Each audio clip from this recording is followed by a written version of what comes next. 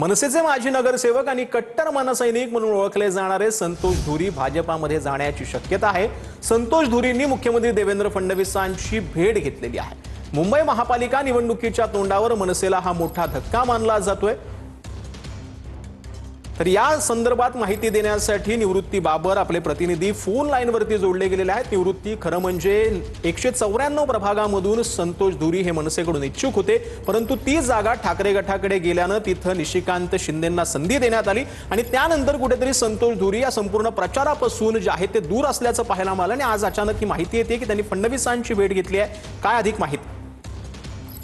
नक्कीच आपण जर पाहायला गेलं तर या संपूर्ण प्रक्रियेमध्ये संतोष धुरी हे 194 प्रभागातून इच्छुक होते, परंतु ही ठाकरे सेनेला जागा गेल्यामुळे गेल्या अनेक दिवसांपासून ते दूर होते।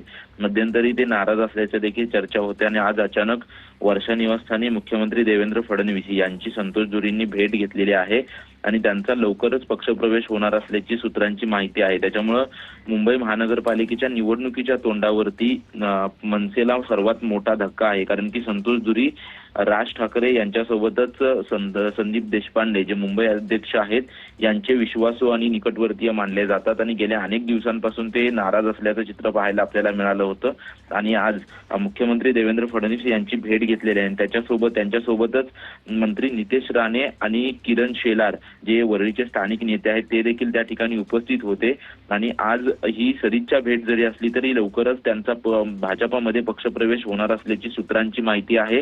परंतु मुंबई महानगरपालिकेच्या तोंडावर आणि दोन्ही ठाकरे बंधू एकत्रित लढत असताना हा मनसेला मोठा धक्का जो आहे तो मानला जातोय, कारण की गेल्या अनेक वर्षांपासून संदीप देशपांडे आणि संतोष धुरी हे एकत्रित अनेक आंदोलनं करत होते आणि वेगवेगळ्या पद्धतीने आंदोलन करत असताना त्यांच्याकडे मोठा मतप्रवाह देखील मोठ्या प्रमाणात होता। त्याच्यामुळे महानगरपालिकेच्या तोंडावरती जो आहे तो हा मनसेला मोठा धक्का मानला जात आहे।